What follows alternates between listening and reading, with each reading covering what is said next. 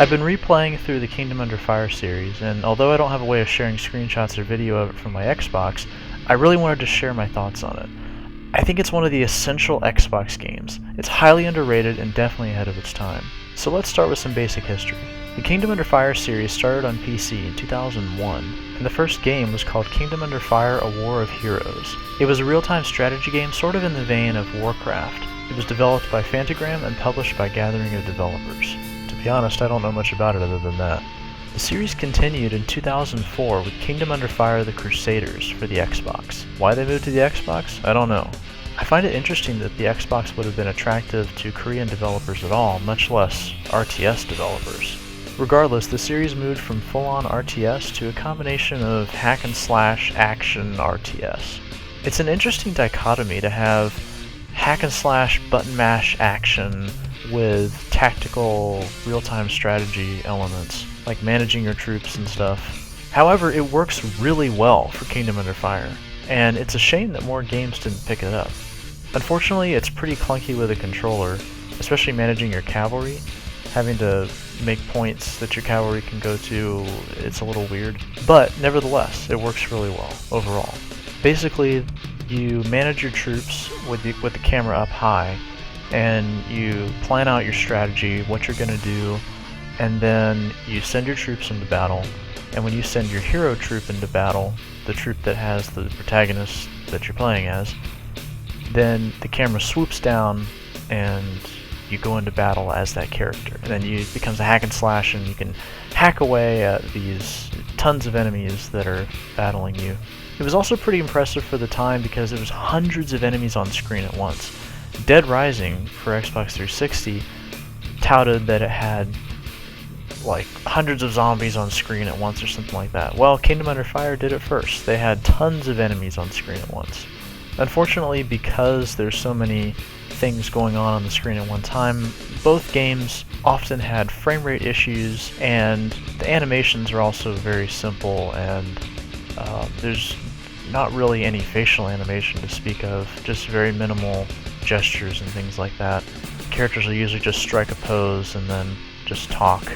That is one interesting thing about the story, though, is that it's a very minimalist story. There's very much a large story going on, which I'll get to in a minute, but the story is told in a very minimalist way.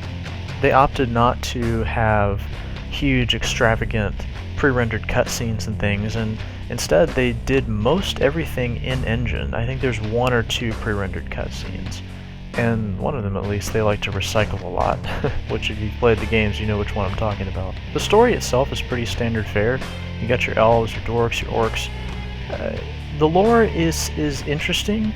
There's this ancient heart that is this thing of desire everyone's vying for to achieve ultimate power, and there's also some deeper lore for some of the races. For example, the Dark Elves are in civil turmoil, and the half-vampires have stepped in to govern them, and there's like all these races, and they all intermingle with each other, and there's different deep history going on with each of them, and they all have different relationships with each other, and I find the whole story very interesting, and there's definitely a lot that can be done with it, and they definitely do a lot with it in both games. The story takes some really fun twists and turns, and they're quite surprising. You're expecting a pretty standard fantasy story, and there's all these twists and turns that happen, people backstabbing each other, and people who weren't who you expected, and characters whose personalities are completely different than who they actually are because they're actually a spy, they turn out to be somebody else, and it's pretty cool. Now, you have to remember, this is a Korean game, and it's really fascinating to me to see other cultures, especially Asian cultures, take European fantasy or Western fantasy in general and do their own take on it, especially when it's well done like this. Now, not everything is well done. There are some downsides. The game does have some pretty poor voice acting, and to make matters worse, for whatever reason, between the two games, they changed voice actors. Some for the better, and some for the worse. Another interesting thing is, with the first game, The Crusaders, the soundtrack is entirely 100% heavy metal based. It's a really awesome soundtrack, and I'm not even that into heavy metal. It's a really distinctive soundtrack, despite the fact that they play the same, 5 songs over and over again. But you get used to it, and it really becomes part of the experience of Kingdom Under Fire. What was weird though is that in the second game, Heroes, they took out the heavy metal soundtrack and replaced it with like generic fantasy type music, like something you might hear in RuneScape or something. The voice actors and the music weren't the only things that changed in Heroes, however. The game also gained a lot of bugs that the first one didn't have. The load times in the first game were easily like 5 seconds. In the second one, it was almost a minute to load a level. I have no idea why, as far as I can tell, it's the same engine. There were also a lot of audio bugs. Throughout the game, whenever a character was about to speak, the music had to stop for some reason, and then continue.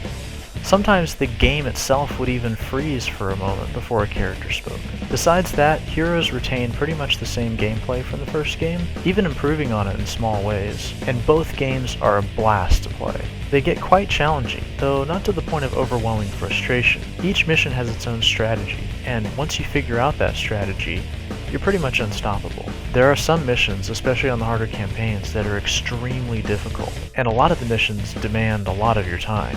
Some of them can take upwards of an hour to complete, but they're extremely rewarding and satisfying to finish. Another great thing is that, with the exception of maybe some of the early campaigns, the game never holds your hand through anything. It never tells you what to do, it never tells you where to go.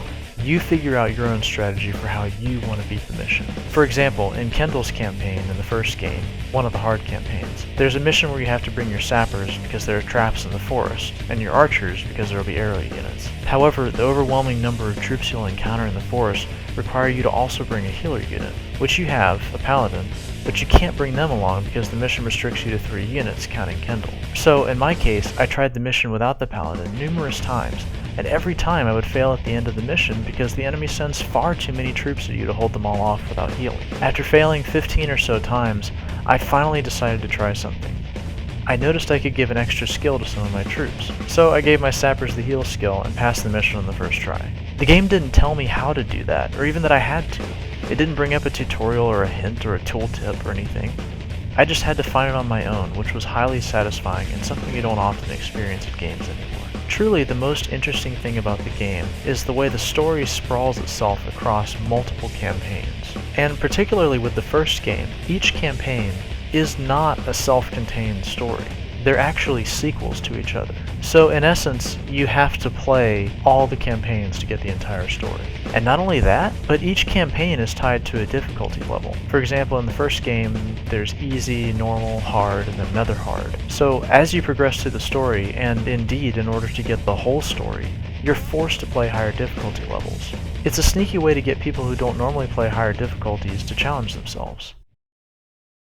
There's a lot of fuss in the game industry today about having strong, driven female characters, especially when they can pass the Bechdel test. Well, let me tell you, Kingdom Under Fire has a lot of them. By far, my favorite campaign between both games is Lucretia's campaign in the first one. Lucretia, Maureen, and Cirith are such great characters, and Lucretia's campaign has a lot of uniquely funny and darkly serious moments alike. The trio are constantly calling each other names, and it's really hilarious. Fantastic writing. Bitch, I wasn't talking to you, asswipe.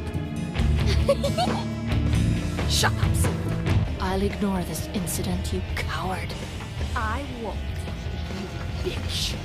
And what's really great is that each one of the 3 female leads in Lucretia's campaign have their own goals, and they're really driven to succeed at them. Even the dimwit Cirith, who, spoiler alert, we may find out isn't so dim. Sure, they all dress kinda skimpy. Alright, maybe not just kinda skimpy, but they're not treated as sex objects. I don't want to get too far into analyzing this, but my main point is that I really like the female characters in this game, and I think they're really strong and really awesome, and I think these are female characters done really, really well. They're female characters that are actually written like real women. We don't need more manpower when we're here, dumbass. And don't let me tell you again, don't call me Lucy. Anyway, moving on. I also really liked Rainier's campaign in the first game, but when I played the second game, I realized that I liked most of those campaigns, the same as Rainier's. The reason why is the difficulty. Like I said earlier, the game really doesn't hold your hand, and in the second game, and Rainier's campaign in the first game, they really pull you thin with your experience and gold that you get, and you really have to manage that well in order to succeed. In fact, that's a lot of what the Kingdom Under Fire series is about, and it's really cool. It's not an open world, like just level up and get stuff willy-nilly. Every single mission, every single experience point and gold that you get is precious. You have to use them as the resources they are, and place them accordingly, and very carefully. Moving on, to talk about Heroes some more. Heroes is definitely a logical progression from the first game.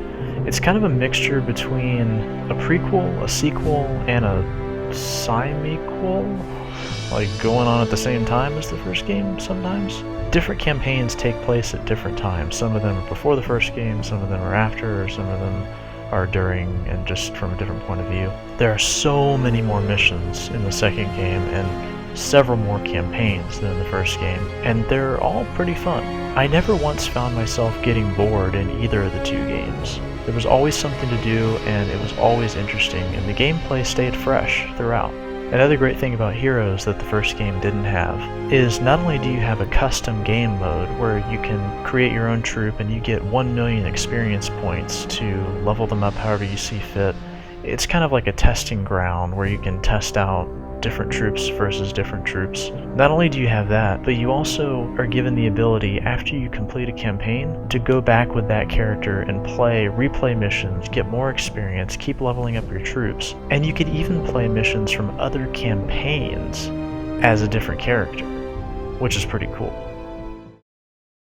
Anyway, bottom line, play these games. Look on eBay, go wherever you can to find them, just get copies of these games and play them. They are so worth it.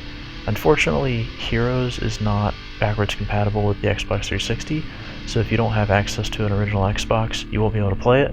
But the first game is backwards compatible, so if you only have a 360, get the first game, and if you have an original Xbox, do try to get a hold of both. The Kingdom Under Fire games are a lot like Phantom Dust. They came along and they were sleeper hits. They weren't advertised all that well, and they were great games, they reviewed great, people loved them, but for whatever reason they didn't sell that well, and then they got lost and forgotten. It's really a shame because I think games like Kingdom Under Fire and Phantom Dust, since I've brought it up, have a lot of great mechanics that aren't utilized that much today, but they're a lot of fun, and developers can really learn from these games and get new ideas from them. Anyway, so that's it from me. Hope you all enjoyed my ramblings, and I will see you all next time I make a video.